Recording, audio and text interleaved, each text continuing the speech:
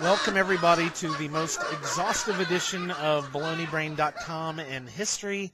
I'm, of course, used toyer John House. Joining me, as always, the bearded one, Daryl House, or Suburban Hobo. How you doing, Daryl? I'm having a wonderful day. You know, it's always just worth getting up and smiling and living every day. I'm so in love with life. Well, You good. buying that? What do you have for us today? My friend said today, I know when Daryl's lying, his lips are moving, but I do have some good stories, and I'm not lying about this. This is my favorite. I think this is probably going to take the story of the day. The headline alone will probably just be enough to just make your day. Granny stuck in toilet hole for 4 hours after trying to retrieve false teeth. Nice. How are you going to top that? I love this. Grandmother was stuck in the toilet hole 4 hours trying to get her artificial teeth. She was washing her teeth in the bathroom when they fell into the toilet. The alarm was raised by her daughter-in-law. Firefighters were called. This is in Sichuan, China. The 85-year-old woman's arm was trapped. I guess there's a picture, actually, and it was like a hole in the floor. It looked like firefighters lubed up her arm with soap and without suffering any serious injuries. Her, not the firefighters. Eventually, she was pulled free. Not revealed whether she retrieved the teeth or not. Well, Love the story. we'll be able to tell from her smile. I've got one that creeps me out. Daniela Liverani, the Edinburgh woman, was experiencing nosebleeds while traveling for a month in Vietnam. Sorry about that. She thought she'd burst a blood vessel after having a motorcycle accident. She would sometimes see something sticking out of her nostril, but figured it was blood, and so she would sniff it back up. When she got home, she realized it was a 3-inch long leech, about as wide as your thumb. And when she got home, she finally had to seek some help getting this thing taken out. So, that kind of, I'm not a spider, snake, or leech kind of guy, so.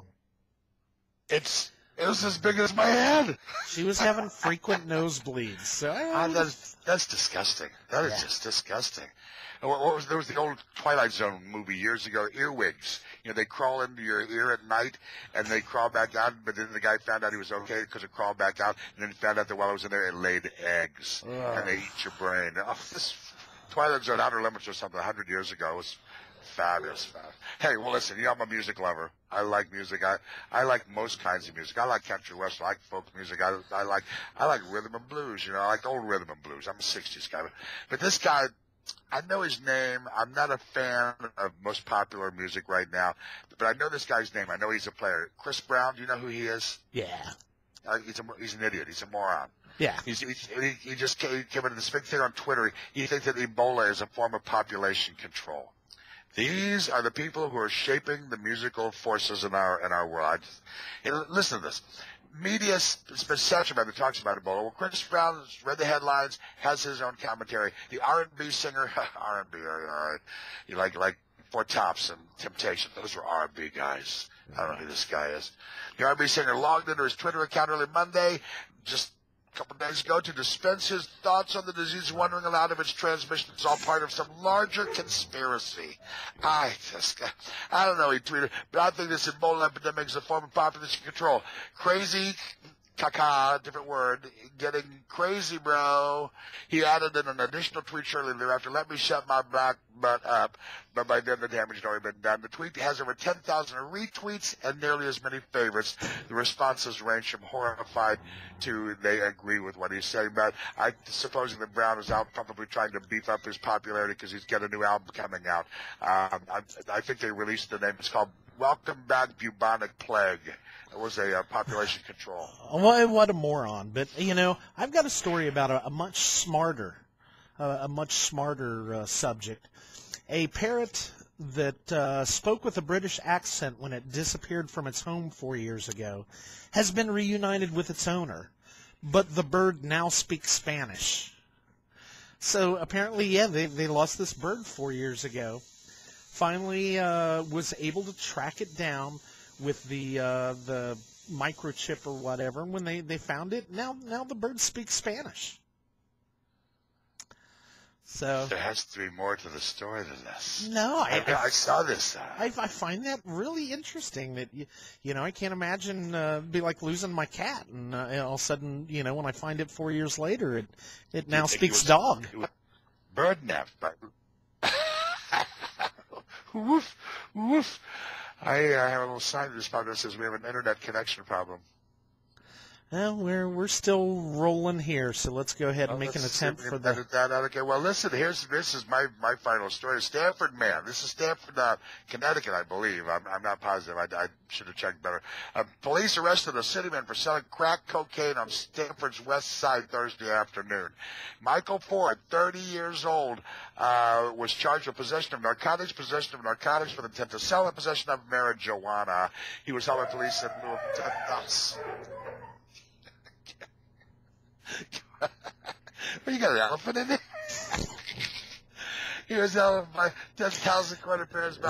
Dr. Richard Cochran said he was selling crack cocaine. About 5:30, they walked up to him in front of his house and asked if he had any crack.